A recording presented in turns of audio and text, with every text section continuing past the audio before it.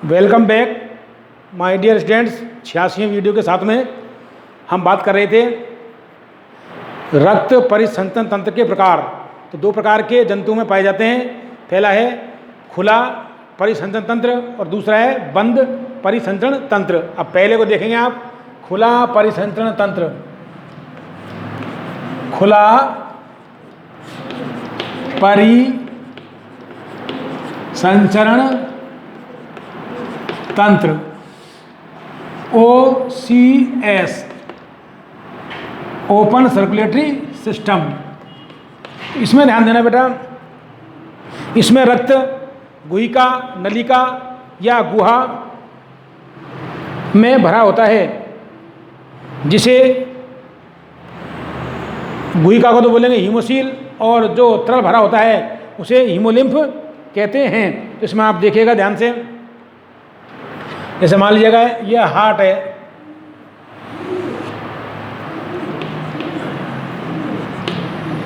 यहाँ से ये मान लीजिए कोई गुहा है,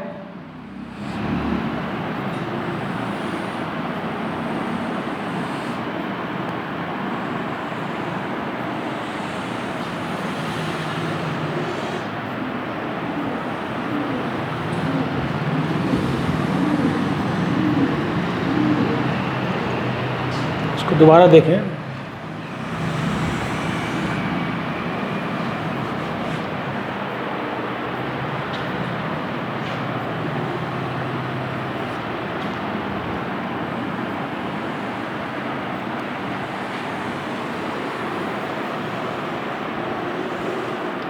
ध्यान देना।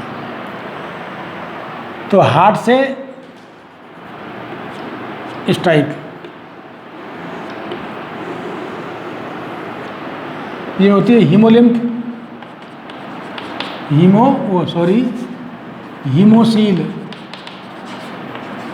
जो गुहा होती है हीमोसील, और इसमें जो भरा होता है तरल पदार्थ हीमोलिम्फ।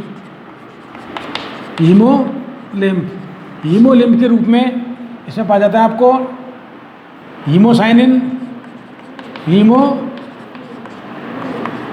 प्रकार का रक्त होता है। इसमें कॉपर पाया जाता है। ये ज़्यादातर किसमें पाया जाएगा, ध्यान देना, ये आपके आर्थ्रोपोड्स और मोलस्क में पाया जाता है। और दूसरे प्रकार का जो होता है, इसके बारे में बताऊंगा मैं आपको। दूसरे प्रकार का है बंद परिसंचरण तंत्र। इसमें देख लें पहले आप एक बार कि इसमें तरल द्रव कोशिका,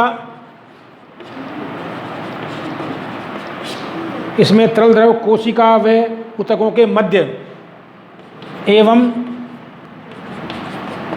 ऊतकों के मध्य प्रवाहित होता है। किसमें?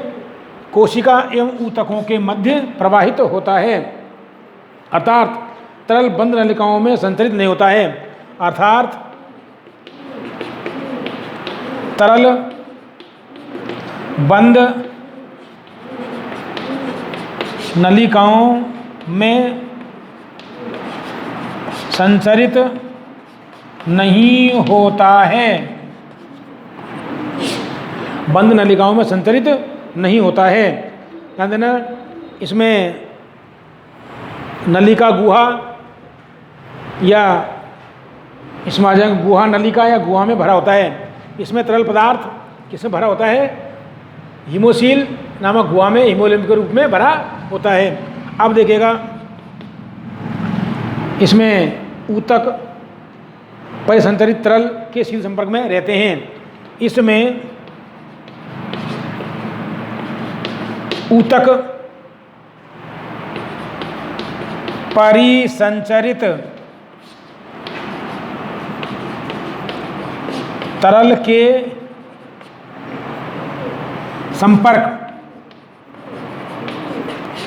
संपर्क में रहते हैं।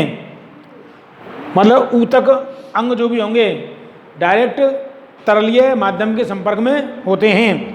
जैसे एक सीधे संपर्क में तरल के सीधे संपर्क में होते हैं, यह लिखो आप, तरल के सीधे संपर्क में, सीधे संपर्क में होते हैं। कहने का मतलब यह है कि खुले परिसंचरण तंत्र में द्रव जो होता है या तरल पदार्थ जो भी होगा जिसमें पाया जाएगा वह ऊतकों एवं कोशिकाओं के सीधे संपर्क में होता है। अर्थात खुला परिसंचरण तंत्र वह तंत्र होता है जिसमें तरल पदार्थ नलिकाओं में प्रवाहित नहीं होता है, मतलब बंद नलिकाओं में प्रवाहित नहीं होता है। ऐसा किसमें पाया जाएगा? जैसे आर्थ्रोपोड्स, उदाहरण देखें, आर्थ्रोपोड्स और मोलास्क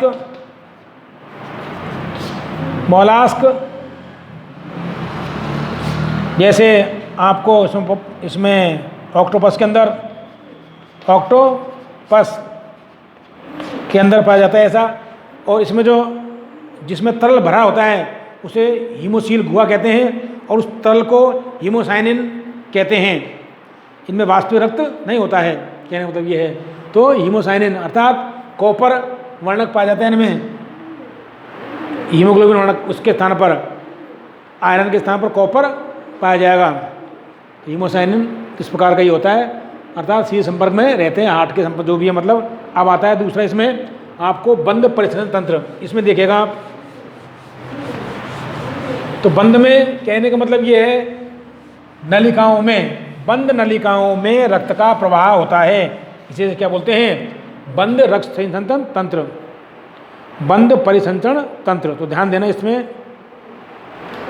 अब आते हैं आपके बंद परिसंचरण तंत्र सॉरी, दूसरे प्रकार का जो तंत्र है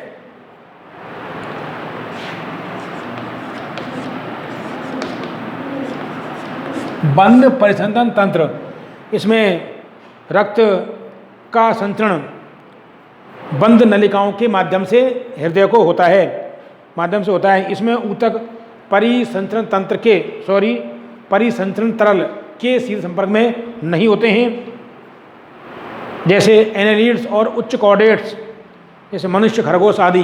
तो देखो बंद परिसंचरण तंत्र में, तो इसमें ध्यान देना ये क्या होता है, इसमें रक्त का प्रवाह या रक्त का संचरण, इसमें रक्त का संचरण बंद नलिकाओं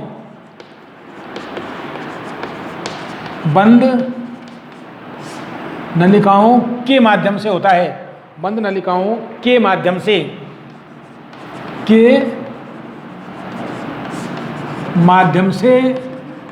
होता है। बाई चांस पूछ लिया जाता है प्रश्न की खुला और बंद परिसंचरण तंत्र में क्या अंतर है, तो खुले में तो ध्यान देना, इसमें तरल पदार्थ का, खुले में तरल पदार्थ का संचरण बंद नलिकाओं में नहीं होता है, और इसमें रक्त का संचरण जो भी होगा तरल पदार्थ बंद नलिकाओं के माध्यम से होता है। जैसे देखो, अर्थात इसमें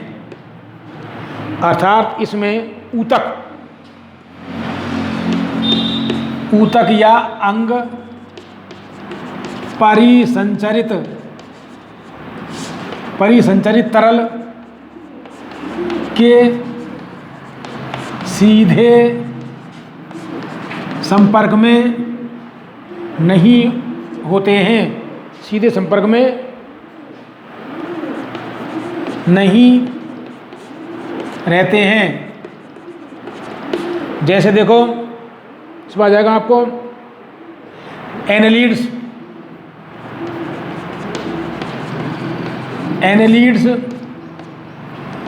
उच्च कॉर्डेट्स आदि, यहाँ तक कि मनुष्य। अब देखो इसमें कैसे होता है, बंद नलिकाओं के माध्यम से।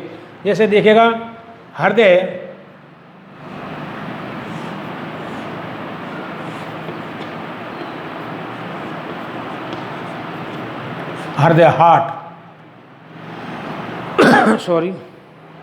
हार्ट से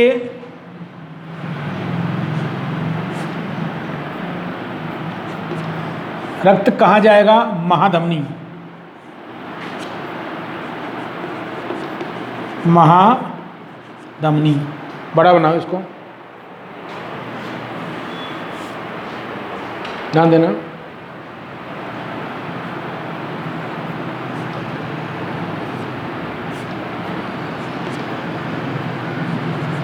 महाधमनी,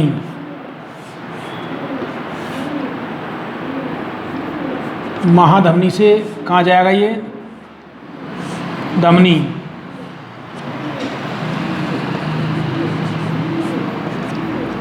धमनी से धमनिका, धमनी से धमनिकाओं में,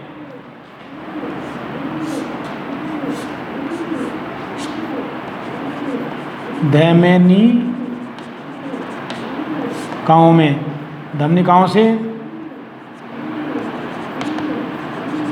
केशिकाओं में, केशिकाओं से, केशिकाओं से आएगा ये अंगों में, अंगों में जाएगा, अंगों से कोशिकाओं में,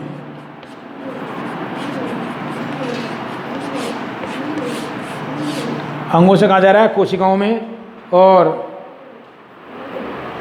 कोशिका से श्रीकाओं में आएगा, श्रीकाओं में, श्रीकाओं से, श्रीकाओं में, श्रीकाओं से शिरा में,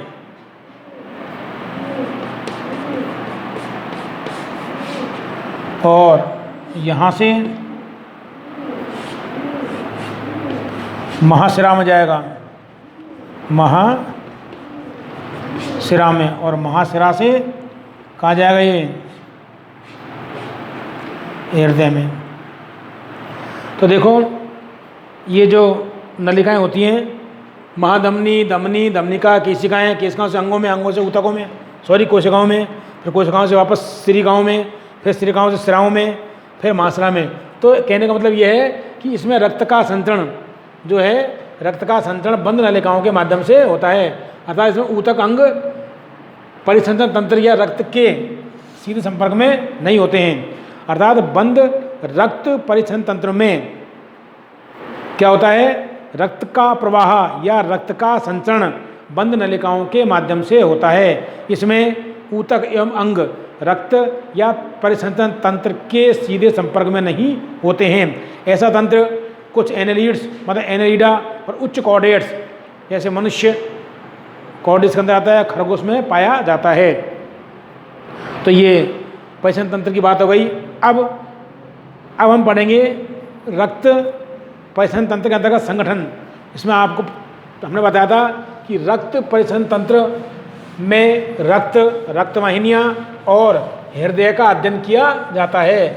तो देखिएगा अब हम पढ़ेंगे इसमें रक्त के बारे में। रक्त क्या है, रक्त का संगठन क्या है, इसके बारे में अध्ययन करेंगे। तो देखिएगा ध्यान से, समझ आता है आपको। रक्त पहला, रक्त या रुधिर, ब्लड। ध्यान देना, रक्त एक विशिष्ट प्रकार का तरल संयोजी ऊतक होता है। कैसा होता है? विशिष्ट प्रकार का तरल संयोजी ऊतक होता है जो प्लाज्मा एवं रुधिर कणिकाओं से मिलकर बना होता है। प्लाज्मा एवं रुधिर कणिकाओं से मिलकर बना होता है। मानव के अंदर लगभग 5 लीटर रक्त पाया जाता है। मतलब उसके शरीर के वजन का 7 से 8% तो लगभग 5 लीटर रक्त पाया जाता है। मानव रक्त का pH 7.4 होता है। स्वाद में ये हल्का नमकीन होता है। तो इसके बारे में थोड़ा देख लेते हैं कि रक्त के बारे में, रक्त के गुण क्या क्या हैं। देखो, रक्त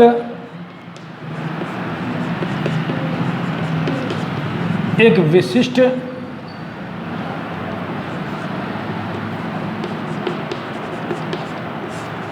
प्रकार का तरल संयोजी ऊतक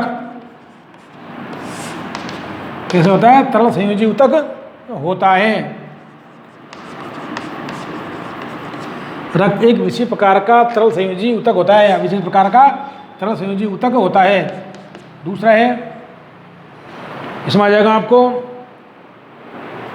यह प्लाज्मा एवं रुधिर कणिकाओं से मिलकर बना होता है। यह प्लाज्मा एवं रुधिर कणिकाओं से मिलकर बना होता है। किससे मिलकर बना होता है? प्लाज्मा और रुधिर कणिकाओं से मिलकर बना होता है। आगे देखो, मानव में रक्त लगभग 5 लीटर, मानव के अंदर, मानव में रक्त लगभग 5 लीटर होता है। कितना होता है? लगभग 5 लीटर होता है। आगे देखिएगा, मानव रक्त का पीएच, मानव रक्त का पीएच बराबर 7.4 होता है। मानव रक्त का पीएच मान कितना? 7.4 होता है। आगे देखिएगा, रक्त स्वाद में नमकीन होता है। स्वाद में कैसा होता है? नमकीन होता है। रक्त स्वाद में नमकीन होता है। तो आप देखिएगा रक्त के बारे में कि रक्त क्या है? रक्त एक विशेष प्रकार का तरल संयोजी ऊतक होता है जो प्लाज्मा और रुधिर कणिकाओं से मिलकर बना होता है। किससे मिलकर बना होता है? प्लाज्मा और रुधिर कणिकाओं से मिलकर बना होता है। मानव में रक्त या मानव के अंदर रक्त लगभग 5 लीटर होता है। कितने लीटर होता है? 5 लीटर होता है। मानव रक्त का पीएच 7.4 होता है, फिक्स एक्यूरेट। और यह मानव रक्त स्वाद में नमकीन होता है। अब देखिएगा इसका संगठन एक बार देख लेते हैं चार्ट के द्वारा। ध्यान देना, ये रक्त के बारे में बात हो गई। अब इसका संगठन देख लेते हैं एक बार। रक्त का संगठन एक चार्ट के द्वारा इसका संगठन देख लेते हैं।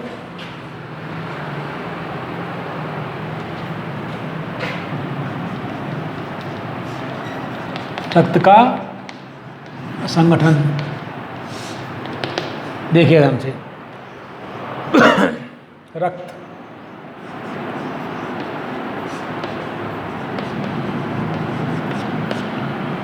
दो भागों से मिलकर बना होता है। पहला है तरल भाग, इसे बोलते हैं प्लाज्मा। क्या बोलेंगे इसको? प्लाज्मा। प्लाज्मा कितने परसेंट होता है? ये 50%, 55% होता है। और इधर ठोस पदार्थ या संघनित पदार्थ, संगठित पदार्थ, इसमें होती है रुधिर कणिकाएं। रुधिर कणिकाएं कैसे होता है? संगठित पदार्थ, संगठित पदार्थ के रूप में। यह हम कह सकते हैं ठोस पदार्थ, ठोस पदार्थ जो प्लाज्मा में तैरती रहती हैं। अब देखिएगा प्लाज्मा यह किन किन से मिलकर बना होता है? ध्यान देना, प्लाज्मा 3 पदार्थ पाए जाते हैं प्लाज्मा में। सबसे पहले जल, 90% पाया जाता है जल। कितने परसेंट? 90% जल पाया जाता है। दूसरा है आपके कार्बनिक पदार्थ। कौन सा? कार्बनिक पदार्थ।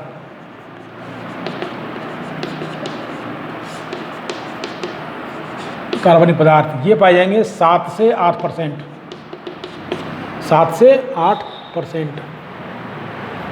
इसके बाद में आपको आ जाएगा, ये आ जाएगा आपके अकार्बनिक पदार्थ। अकार्बनिक पदार्थ ये पाए जाएंगे 0.9%। अब ध्यान दीजिएगा, जल क्या कार्य करता है। मेनली देखो ध्यान से कि रुधिर दाब आयतन का नियमन एवं परिवहन करता है। क्या कार्य करता है ये जल?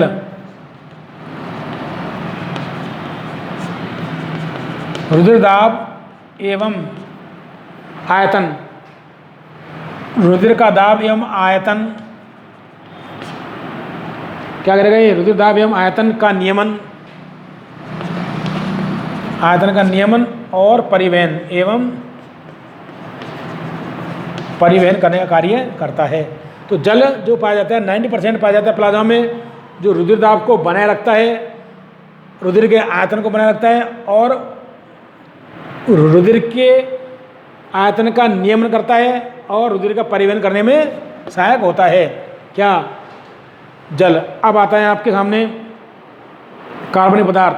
कार्बनिक पदार्थ के रूप में एल्ब्यूमिन, ग्लोबुलिन, फाइब्रिनोजन, प्रोथ्रोम्बिन आदि प्रोटीन पाई जाती हैं और बहुत सारे पदार्थ भी पाए जाते हैं जो 7 से 8% मात्रा में होते हैं। तो ये प्लाज्मा प्रोटीन होती हैं, जैसे इनके बारे में सारणी में दे रखा है और बता दूँगा सारणी में आपको। और अकार्बनिक पदार्थों में सोडियम, पोटेशियम के लवण पाए जाते हैं और सोडियम लवण मुख्य होता है इनमें, सोडियम का लवण। तो ध्यान देना, इसी प्रकार जैसे ये सोडियम आयन, पोटेशियम आयन के क्लोराइड, बाइकार्बोनेट्स आदि पाए जाते हैं इनके रूप में। और इसमें आपको एल्ब्यूमिन प्रोटीन, ग्लोब्यूलिन, कौन सी एल्फा, बीटा और गामा, फाइब्रिनोजन और प्रोथ्रोम्बिन शर्करा आदि पाए जाते हैं कार्बन पदार्थों के रूप में। अब आती है आपको ध्यान रखना, रुधिर कणिकाएं 3 प्रकार की होती हैं, ध्यान दीजिएगा, जो संगठित ठोस पदार्थ के रूप में होते हैं। ये पुनः 3 प्रकार की होती हैं रुधिर कणिकाएं।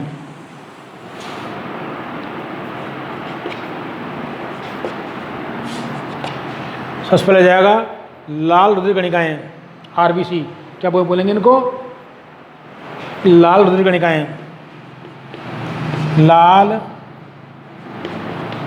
रुधिर कणिकाएं, रक्ताणु, RBCs। क्या जाएगा? श्वेत रुधिर कणिकाएं, श्वेत रुधिर कणिकाएं, श्वेताणु। और तीसरी इसमें आ जाएगा आपको रुधिर प्लेटलेट्स, रुधिर पट्टिकाणु, रुधिर पट्टिकाणु या बिंबाणु। ध्यान देना, श्वेत रुधिर कणिकाएं 3 प्रकार की होती हैं। श्वेताणु पुनः 2 प्रकार के होते हैं, कणिका में और एकणिका में। इसमें आ जाएगा आपके श्वेताणु, कणिका में श्वेताणु, कणिकामय श्वेताणु, और दूसरा एग्रेनुलर, कणिकामय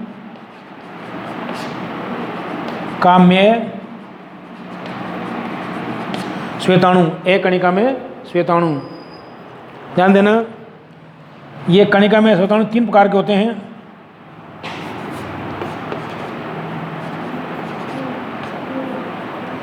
कणिका में इनमें कणिका पदार्थ पाए जाते हैं। तो देखो, कणिका में न्यूट्रोफिल, इओसिनोफिल,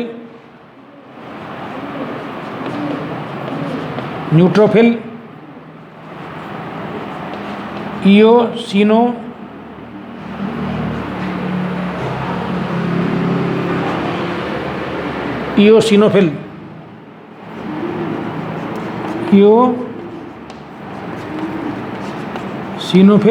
और बेसोफिल। इयोसिनोफिल और बेसोफिल। अब कणिका में मोनोसाइट और लिम्फोसाइट, ये दो प्रकार की होती हैं। एक कणिका में मोनोसाइट और लिम्फोसाइट। तो ध्यान देना, ये आपके सामने इसका ब्लड का संगठन है। तो प्लाज्मा, रुधिर कणिकाएं, तो रक्त मेनली 55% प्लाज्मा पाया जाता है, तरल भाग होता है, और ये संगठित पदार्थ और ठोस पदार्थ के रूप में रुधिर कणिकाएं होती हैं। ध्यान देना, प्लाज्मा के रूप में जो 55% भाग होता है, रुधिर कणिकाएं 45% भाग होती हैं। कितना? 45% भाग क्या होती हैं? रुधिर कणिकाएं। अब ध्यान देना, प्लाज्मा जो कि 55% होता है, किससे मिलकर बना होता है? जल 90% भाग होता है, दूसरा है कार्बनिक पदार्थ और तीसरा है अकार्बनिक पदार्थ। जल जो 90% भाग होता है प्लाज्मा में, यह रुधिर दाब का नियमन परिवहन करता है और रुधिर दाब को बनाए रखता है। इसी प्रकार कार्बनिक पदार्थ 7 से 8% पाए जाते हैं, जिनमें प्लाज्मा प्रोटीन के रूप में albumin, globulin, alpha globulin, beta globulin, delta globulin protein प्रकार पाई जाती है, और फाइब्रिनोजन और प्रोथ्रोम्बिन जो कि रक्त का थक्का बनाने में काम आती है। शर्करा, एमिनो अम्ल, बहुत सारे पदार्थ पाए जाते हैं इसमें कार्बनिक पदार्थों के रूप में, और अकार्बनिक पदार्थों के रूप में सोडियम, पोटेशियम के क्लोराइड्स, बाइकार्बोनेट्स, फास्फेट्स आदि पाए जाते हैं। तो इसमें अकार्बनिक पदार्थों में सोडियम प्रमुख होता है, सोडियम आयन प्रमुख होता है। इसी प्रकार रुधिर कणिकाओं में जो कि 45% भाग बनाती है रुधिर का, ये संगठित पदार्थ के रूप में होती हैं, ठोस पदार्थ भी कह सकते हैं इनको। तो ध्यान देना, इसमें 3 प्रकार की रुधिर कणिकाएं होती हैं, जिन्हें लाल रुधिर कणिकाएं, श्वेत रुधिर कणिकाएं और रुधिर पट्टिकाणु या प्लेटलेट से बिंबाणु। अब ध्यान देना, लाल रुधिर कणिकाओं को रक्ताणु कहते हैं, श्वेत रुधिर कणिकाओं को श्वेताणु और रुधिर पट्टिकाणुओं को प्लेटलेट्स कहते हैं। अब ध्यान देना, श्वेत रुधिर कणिकाएं जो कि श्वेताणु होती हैं, ये 2 प्रकार की होती हैं, कणिका में श्वेताणु और अकणिका में श्वेताणु। कणिका में श्वेताणु 3 प्रकार की होती हैं, न्यूट्रोफिल, इयोसिनोफिल और बेसोफिल। अब अकणिका में जो श्वेताणु होते हैं, ये मोनोसाइट, एक केंद्र की, और लिम्फोसाइट बहुकेंद्र की प्रकार की होती हैं। तो ये हमारा रक्त का संगठन था और रक्त के बारे में। अब हम आपको प्लाज्मा के बारे में अगले टॉपिक में पढ़ाएंगे। धन्यवाद।